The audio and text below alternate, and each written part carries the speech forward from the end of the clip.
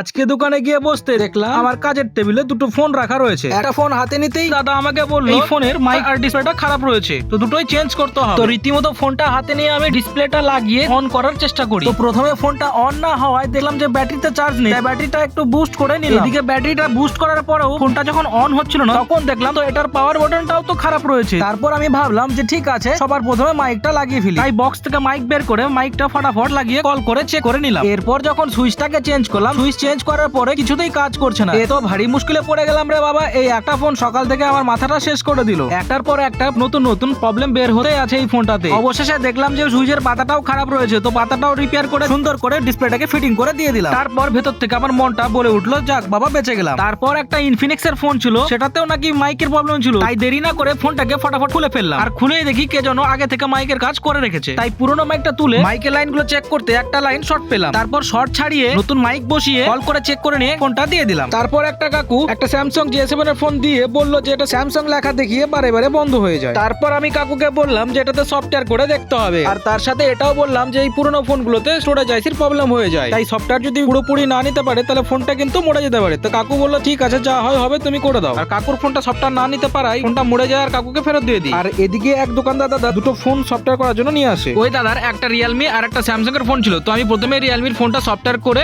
রেখে দিই আর স্যামসাং এর ফ্ল্যাশ ফাইল ডাউনলোডও বসিয়ে দিই। আর ফ্ল্যাশ ফাইল ডাউনলোড হয়ে গেলে ফোনটাকে ফ্ল্যাশিং এ বসিয়ে দিই। আর এদিকে ফ্ল্যাশ কমপ্লিট হলে ফোনটাকে সেটআপ করে দোকানদার দাদাকে দুটো ফোন দিয়ে দিই। এরপর একটা দাদা রিয়েলমি ফোনের ডিসপ্লে চেঞ্জ করতে দিয়ে যায়। তো